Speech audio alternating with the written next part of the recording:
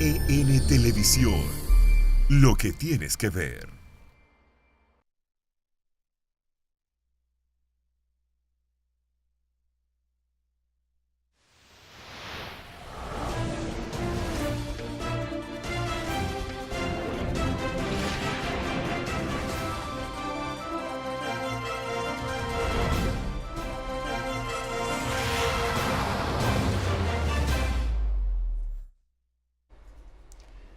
Hola, buenos días y bienvenidos todos a esta entrega del día de hoy de Geopolítica. Hoy es lunes, comenzamos la semana laboral, ya la última semana del mes de marzo.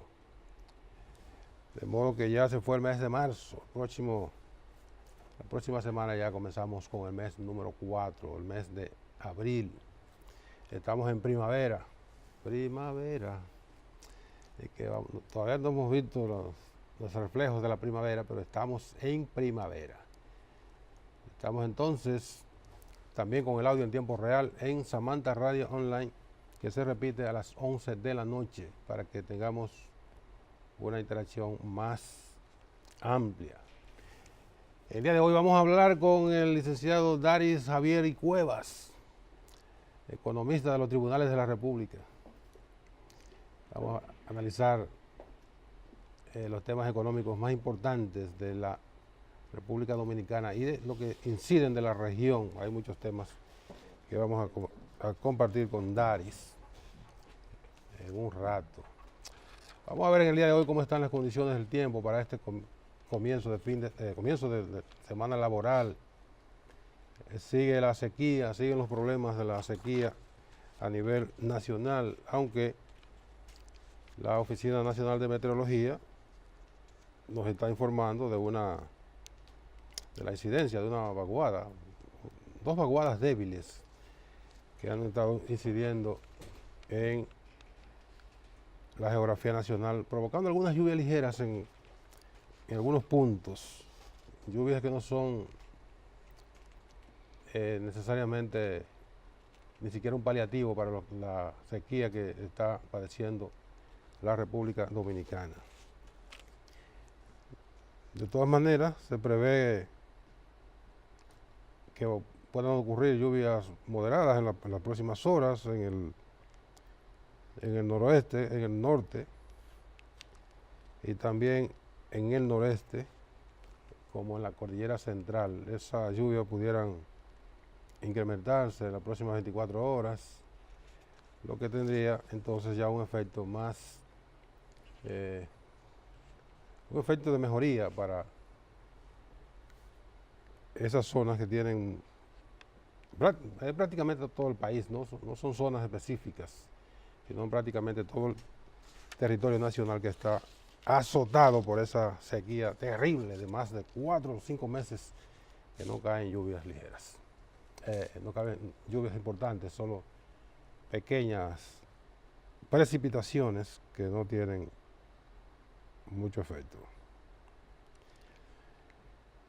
Pasando a otra información, se encuentra en el país, llegó en el día de ayer, 8 de la noche, el viceprimer ministro de la República Popular China. Ya en el día de hoy ha estado en actividad de su agenda, que contempla reunión en la Cancillería, y luego sería recibido por el presidente Danilo Medina. No se ha dicho la hora, pero es posible que sea en el día de hoy. Bueno, es seguro que sea en el día de hoy, si es que lo va a recibir, porque el importante funcionario, que es una personalidad en China, es además miembro del buró político del Partido Comunista Chino, que eso no es cualquier cosa, regresa mañana, o se va mañana del país, y seguiría algunas giras, algunos puntos más de su gira por América Latina. Esta visita del señor Hu, ¿cómo se llama? El chino se llama Hu. ¿Cómo se llama el chino? Hu Juan. o Guangzhou. Es la preparación de una posible visita que va a realizar el primer ministro de China, no el presidente todavía, el primer ministro en el próximo mes de posiblemente noviembre, vendría a la República Dominicana. Y posteriormente, no se descarta que el presidente Xi Jinping también visite la República Dominicana. Ya es un asunto más complejo, pero siempre cuando hacen esos presidentes de potencias, hacen gira por América Latina, es posible que incluya a la República Dominicana en esa agenda, en esa gira, porque las relaciones de China con la República Dominicana, para China, para nosotros ni se diga, pero para China, no es cualquier cosa. No es que la República Dominicana es un paísito en términos de tamaño de su economía, territorial, en términos de población. Si lo vamos a comparar con esas grandes potencias, seríamos un pequeño país. Ahora, en términos geopolíticos, para China, la República Dominicana es un gran país, por la posición geográfica, por la condición de las relaciones con los Estados Unidos, las relaciones con Europa, la posición a tiro de piedra para los grandes mercados, tanto norteamericanos como europeos, mientras de China a cualquier punto de los Estados Unidos que no sea Hawái, que no sea Alaska, que están ahí cerquita, no tan cerquita, pero están en la ruta. Pero ya cuando llega al territorio continental, para ir una mercancía de China al territorio continental de los Estados Unidos, son muchos días, y un costo bastante importante. Mientras que y vamos a hablar con Dari de eso también, mientras que si las empresas chinas se establecen en la República Dominicana y tienen ya, pueden disfrutar de lo que se llama el certificado de origen, o sea, que no importa que la empresa sea china, que sea alemana, que sea rusa, no importa. Si está en la República Dominicana, tiene lo que se llama el origen, y eso puede permitir entonces acceso al mercado norteamericano mediante el Tratado de Libre Comercio, el CAFTA. De ahí que la importancia de esa relación que los chinos le asignan a la relación con la República Dominicana. De ahí que en cualquier momento, reiteramos, puede venir a nuestro país el presidente de la República Popular China. Hoy por hoy, uno de los hombres más poderosos del planeta por la importancia también, la importancia de China en todos los órdenes, ya económico, el mercado más grande, la economía que apunta a ser la número uno dentro de 10 años. Hay estudios de académicos norteamericanos que plantean que ante cualquier descuido de los Estados Unidos pudiera en el año 2030, o sea ahorita, sobrepasar la economía china a la norteamericana. Actualmente, la economía norteamericana es la número uno del planeta si la medimos por el Producto Interno Bruto. Pero hay otro factor que se utiliza también para establecer la importancia de la economía china, que es por el mercado y por producción. Si la fuéramos a medir así, la China sería la número uno, pero la medición universalmente aceptada es por Producto Interno Bruto, el tamaño del PBI de un país. Buen día, Dari. Gracias, Nelson, por darme el privilegio de estar contigo aquí. Al contrario. En este programa, porque además tú eres un periodista de reputación irrefutable. Reputación relativa. Gracias, Dani, por estar aquí. De verdad vamos a comenzar por China. Como tú estás aquí durante el comentario, ¿cómo tú ves esa visita? Primero la relación con China, que ya se asentó. Tenemos embajada en China y China tiene embajada aquí, entonces ya es una relación que está asentada ya con todas las de la ley. Entonces esta visita de un viceprimer ministro, que un viceprimer ministro en China no es una personalidad cualquiera, es una figura de primer orden. Claro. Entonces, analízame ahí rapidito eso. Sí, cuando en China, en Estados Unidos y en muchos países de la región se designa a una persona con el cargo de viceministro, es que el perfil de esa persona es acorde con la institución y la misión que va a hacer. Y con la función. Mira, lo primero que nosotros tenemos que comenzar diciendo es que en este proceso de globalización, la economía que ha salido más gananciosa ha sido la economía china. Eso no está en discusión. Y obviamente, ¿por qué? Porque China se esforzó por la conquista de los mercados, mientras que otras naciones estaban discutiendo la conquista del poder y alianzas militares. Sí. Entonces China ganó terreno ahí. Cuando esas naciones vinieron a despertar, Francia, Gran Bretaña, Estados Unidos, ya China había ganado mucho terreno en materia de comercio internacional. Y eso te explica el por qué China en el mundo ha procurado tres cosas importantes: la inversión extranjera, o sea, inversiones en los mercados internacionales, la incursión en la tecnología y la compra de deuda. Y concomitantemente de eso, en particular el comercio internacional, China ha utilizado de manera inteligente, de manera brillante, ha utilizado la diplomacia. Sí. Te hago ese preámbulo porque en función de eso, entonces podemos entender lo que tú decías en el comentario.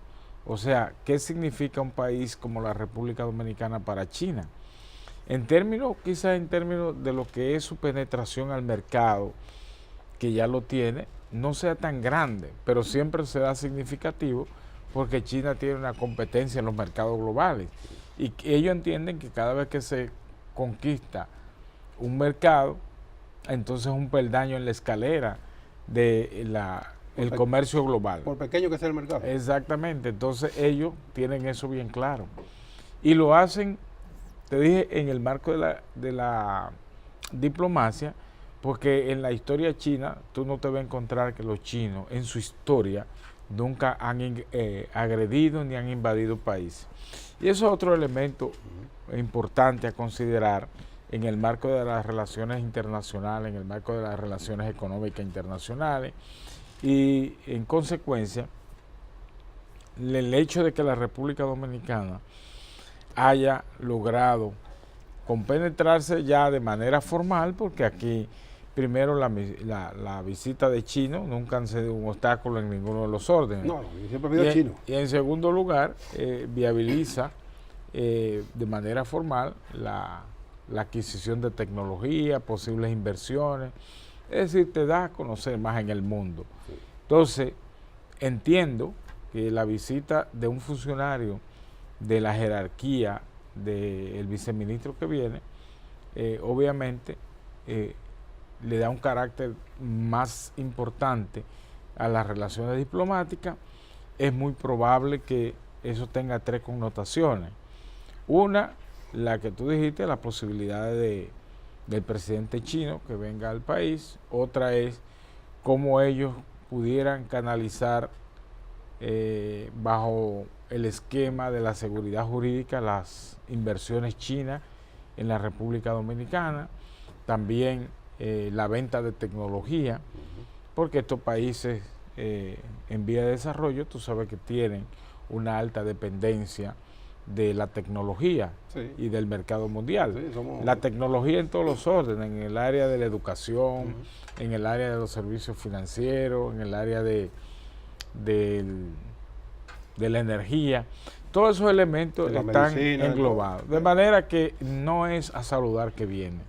Una misión debe traer ese viceministro que no se ha difundido, y por eso sería algo especulativo uno decir viene exactamente tal cosa. Igual como la visita del presidente Danilo a la Florida a verse con Trump. Todo el mundo interpretó su punto de vista, uno por el problema geopolítico regional, el problema de Venezuela, Haití, las islas del Caribe, interno, otro por asuntos de política interna, en fin, que cada cual tiene su punto de vista, y entonces las informaciones que se procesan, se discuten, son ya las que oficialmente se difunden. Se ha difundido la versión dominicana, siempre la Casa Blanca hace una nota de eso, creo que la hizo. Sería interesante que los medios entonces puedan verificarla. No, son cuestiones que no trascienden mucho, pero en el caso de la visita del viceprimer ministro chino, no creo que haya mucho que ocultar, porque cuando se ocultan cosas es cuando hay un trasfondo político de por medio. En el caso de la reunión del presidente Danilo Medina con el presidente Donald Trump y sus colegas del Caribe, el presidente haitiano y primer ministro de Bahamas y de Santa Lucía, hay, en el caso nuestro de la República Dominicana, queda un trasfondo político, y que las interpretaciones, las especulaciones de que se hablaron de la reelección, de que se hablaron de las elecciones dominicanas, se hablaron de que Trump vetó la reelección del presidente Danilo Medina como si fuera un mandadero, y esas cosas no se manejan así. Todas son especulaciones. Ahora, en este caso... Eso fue lo que te dije. Sí. En este caso del viceprimer ministro chino, como no hay un trasfondo político, China no anda buscando expansión política, sino comercio, como tú señalas muy atinadamente. Ahí yo no creo que haya mucha cosa que ocultar. Creo que no pasa más de lo que ya han informado, que es todas estas... ampliar las relaciones, fortalecer más las relaciones, que son muy jóvenes todavía, apenas menos de un año. Va a cumplir un año ahora en abril. Entonces es una relación que tiene una vocación de larga data, porque para eso que se hacen las relaciones, con vocación de permanencia y no un asunto efímero. Ahí no creo que haya mucho que esconder. En lo que respecta a la República Dominicana, la economía dominicana, ¿cómo nos vamos nosotros a beneficiar de esta relación con China, que debe ser un beneficio palpable en el mediano plazo, el corto y mediano plazo, y ya en el largo plazo es otra cosa? Pero de eso vamos a hablar, las relaciones, el beneficio que puede tener la República Dominicana, la economía dominicana, de su relación con la República Popular China. Vamos a la pausa y venimos de inmediato a seguir conversando con el licenciado Daris Javier Cuevas.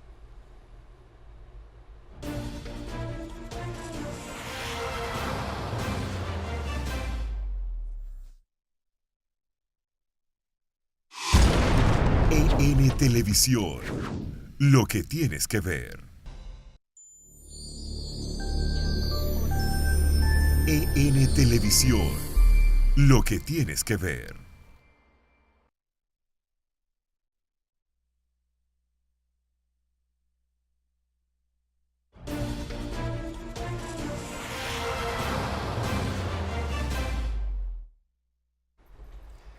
Seguimos conversando en el día de hoy con el licenciado Daris Javier Cuevas, economista, catedrático universitario, ex funcionario público,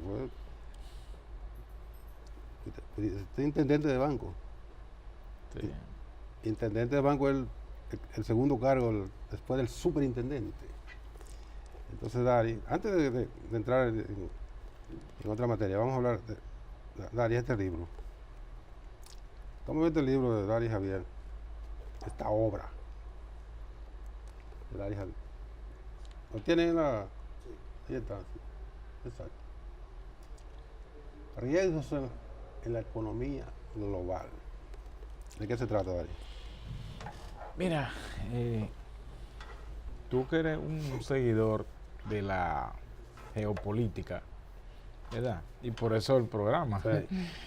En verdad, la economía global se encuentra en un proceso que yo digo que tiene riesgos que pueden venir, por ejemplo, por el lado de la volatilidad del petróleo, riesgos que vienen por la especulación de los mercados internacionales, riesgos que se derivan de la volatilidad en los mercados financieros y las mismas tensiones en los mercados internacionales.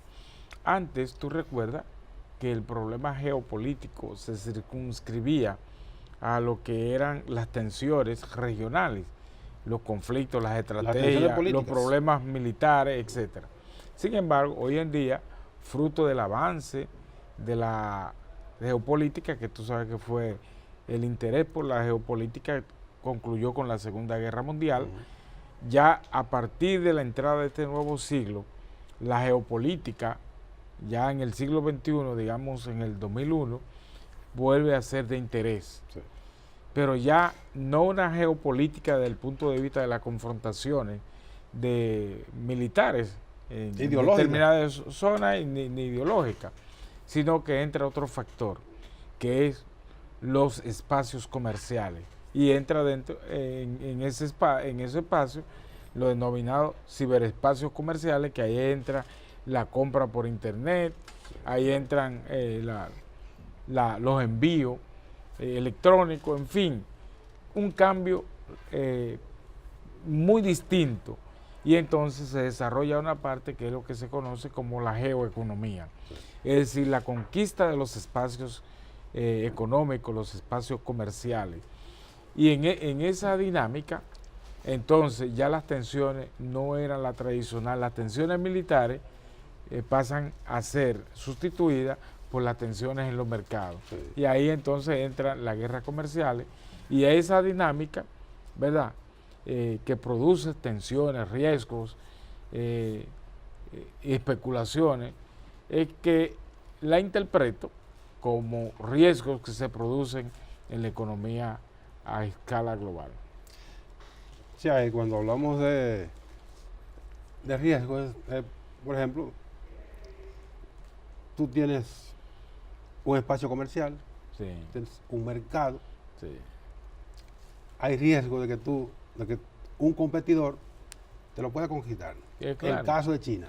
Exactamente, eso es un caso posible de riesgo, pero hay otros riesgos.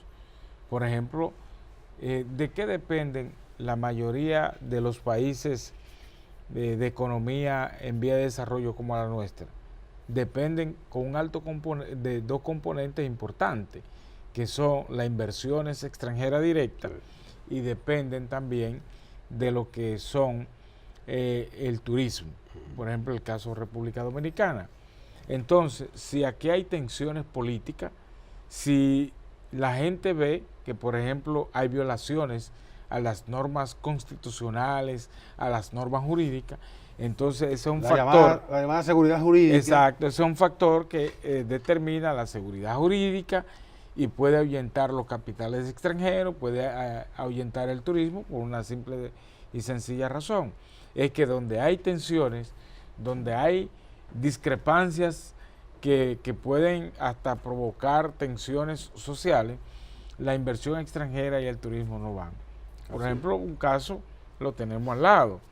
¿Por qué si en Haití hay tantas playas, muchas por explotar, otras explotadas, esa inversión extranjera no se canaliza hacia allá?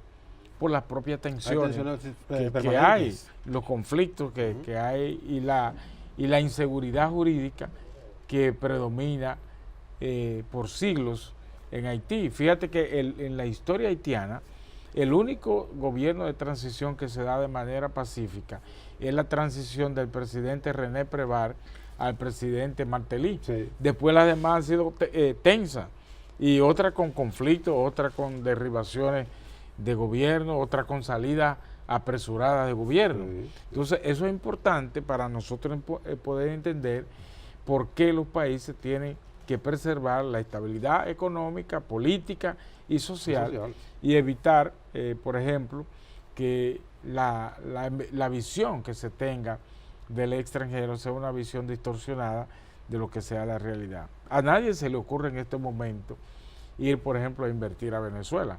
No. Es un país con altos niveles de riesgo. Claro. Y lo importante, Nelson, es que no es que lo diga tú, ni lo diga yo, ni lo diga el otro. Es que hay empresas solamente dedicadas a esas mediciones. Por ejemplo, las calificadoras de riesgos son las que se encargan de evaluar el riesgo país. Y fíjate que el riesgo país tiene dos componentes importantes, que es el riesgo desde el punto de vista económico y el riesgo desde el punto de vista político. En el económico entra, por ejemplo, la tasa de cambio, entran, por ejemplo, las dificultades que pueden confrontar las empresas extranjeras para transferir las utilidades, repatriarlas, y el capital. Esas son, digamos, las que tienen más peso. Pero en el plano político entran los procesos electorales, la estabilidad de los gobiernos, entran respetar las normas jurídicas, respetar las normas constitucionales y sobre todo la tipología de gobierno, si gobierno democrático o un gobierno dictatorial. Esas dos cosas tienen un peso muy fuerte en el momento de evaluar el riesgo político. Y a mí me luce que en la mayoría, por ejemplo, de los gobiernos de América Latina, no existen como equipos capaces de asesorar a los gobernantes de que esas mediciones se hacen de manera sistemática y que pueden influir en la visión fundamentales en el manejo y atracción de capitales que pueda tener los gobiernos. Entonces, creo que visto de ese punto, de ese enfoque, entonces es importante que documentos, obras de esa naturaleza sirvan de plataforma y orientación a los lectores, a la gente, porque una sociedad con gente bien informada es una sociedad capaz de compartir esas informaciones, reflexionar y sobre todo tomar buenas decisiones. Sí, eso es fundamental. Entonces, o sea, no por condescendencia ni por una gracia de los estados, los europeos se han preocupado tanto porque sus ciudadanos sean verdaderos ciudadanos. Sí, sí, claro. Bien informados, primero bien formados y luego bien informados para que las decisiones que tomen sean buenas. Nosotros desdeñamos todo eso y generalmente una población mal formada, mal informada y muchas veces, que peor, desinformada, toma decisiones malas. Claro, claro. Así, es obvio que las malas decisiones son derivadas de las malas informaciones. ¿Y sabías tú que la buena información forma parte de la buena calidad de vida del ciudadano? Pues un ciudadano puede cometer todo tipo de errores por falta de información. Y en eso está hasta delinquir. O sea, un ciudadano, por ejemplo, sale a delinquir con la visión de que todo le va a salir bien. Va a lograr el objetivo, la policía no lo va a agarrar y los tribunales, en consecuencia, no lo van a condenar. Entonces, esa forma parte de la calidad de la información. Y, por ejemplo, programas como el tuyo y la participación que en determinado momento pueda tener cualquier ciudadano de orientación, también favorece esas buenas informaciones. Y las buenas decisiones. Sí. Recientemente ha concluido la revisión de la cuarta revisión del programa de de monitoreo que tiene el Fondo Monetario Internacional con la República Dominicana. Tú dices basado en el artículo 4. En el artículo 4. Sí, sí. Que le da facultad al fondo. Sí, que nosotros no tenemos un acuerdo con el fondo, ¿verdad? No, ahora lo del 2011, recuérdate que hasta ahí llegó. Sí. Entonces, el fondo tiene esa facultad con los países miembros. Nosotros somos miembros del Fondo Monetario Internacional como país y cuando así los países lo requieren, siempre después que ha terminado un acuerdo, esas revisiones son normales. Y se le presenta todas las estadísticas al equipo técnico del fondo, ellos lo revisan y dan su parecer. El Banco Central que informó sobre esa revisión, que el Fondo Monetario obviamente le dio una buena calificación, porque no hay ninguna duda de que la República Dominicana ha mantenido durante los últimos 10 años, 11 años, 12 años, desde el 2004 a la fecha, ha mantenido una estabilidad en todos los indicadores.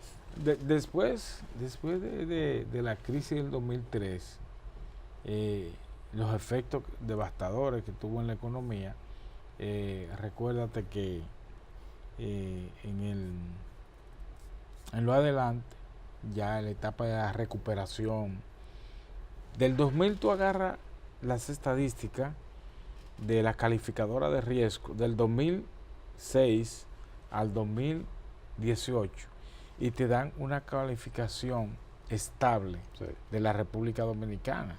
O sea, República Dominicana del 2003 venía de una calificación triple C, que es la calificación peor, la peor de todas. Una degradación. Sí. Y de ahí en adelante, República Dominicana se colocó en B, W, B+, hasta llegar a W. O sea, 2018 concluye con la calificación de riesgo lograda en República Dominicana desde el 2006-2008. Ahí que tiene ese espacio de calificación y lo ha podido mantener. Eso es importante. Entonces, pero lo importante de alcanzar una buena calificación de riesgo es mantenerla. Y eso se rompe con facilidad. Cualquier mala decisión derrumba una calificación de riesgo. Y recuperar eso cuesta más. Toma tiempo. O sea, se toma más tiempo recuperarla que perderla. Y eso es otro elemento muy ponderable que en coyuntura como esta tiene que el país fijarse. Ahora, hay otro elemento, Nelson, que manteniendo el crédito a las calificadoras de riesgo, o sea, el crédito a la información. También los niveles de crecimiento del riesgo país. O sea, en la medida que el riesgo país es más elevado, entonces el riesgo es más perturbador para la economía del país.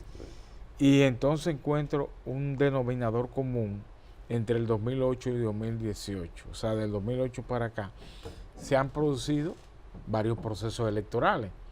Y en esos procesos electorales, en los años preelectorales siempre tienen el riesgo país es más elevado que en otro periodo. Por ejemplo, tú te encuentras el 2009 y el 2010-11, tú te encuentras una calificación de riesgo más estable que el 2008, 2012 y 2016. En el 2015 el riesgo país tiende a subir más, a diferencia del 2014 y el 2013. Pero ya en el fíjate que el 2018 cierra con una buena calificación de riesgo, pero las proyecciones 2019-2020, por los procesos electorales, un año preelectoral, entonces esa calificación de riesgo tiende a alterarse un poquito. Y eso es otro elemento que debe tomarse en consideración, que estamos en un año electoral, preelectoral. Entonces, por ejemplo, aquí entra el factor gobierno a jugar un papel importante. Las autoridades de la Junta Central Electoral, los mismos tribunales, son factores que van a impactar en la calificación de riesgo de la República Dominicana. Esos niveles de esa alteración en la calificación o en las expectativas de un país en un proceso electoral es porque, aunque no lo digan en el informe, cuando los técnicos hacen la calificación y hacen el informe y de por qué varía en la calificación, es porque hay la incertidumbre de que puede haber un cambio de gobierno. Claro, claro. Entonces, no sabemos, o sea, a ciencia cierta, el calificador no sabe cuál va a ser la filosofía, sí, cuál va a ser el comportamiento de ese posible nuevo gobierno. Obviamente los técnicos que valoran eso toman en consideración las encuestas, cómo miden, cómo se respetan las reglas de juego, cuál es el ambiente, y entonces ahí entran el otro elemento, o sea, quiénes están en la competencia electoral. Entonces, a partir de la competencia electoral y lo que se visualiza, si puede haber primera, segunda vuelta, si en ambas puede perfilarse un determinado candidato, entonces ya ellos pueden hacer una proyección, lo que significa que ya digamos en marzo del próximo año, ya las calificadoras tienen un perfil de lo que le indica el mercado, en este caso el mercado electoral dominicano, el clima de inversión, y dependiendo, entonces ya esas señales las toman en consideración los organismos que evalúan eso, los organismos internacionales como el Fondo, el Banco Mundial, la misma calificadora de riesgo, y entonces ya preparan como el ambiente para, una vez se defina quién ha sido electo presidente de la República, entonces reunirse con el presidente y el posible gabinete. Y ahí todo, básicamente en el ámbito económico. Y así todo se tranquiliza. Sí, claro. Vamos a la última pausa, Daris. Venimos de inmediato a seguir conversando la parte final del programa con el licenciado Daris Javier Cuevas.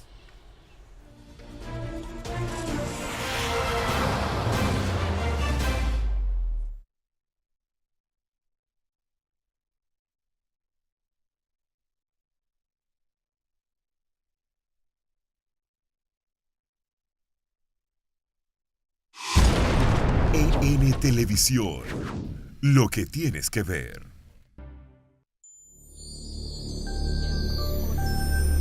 EN Televisión, lo que tienes que ver.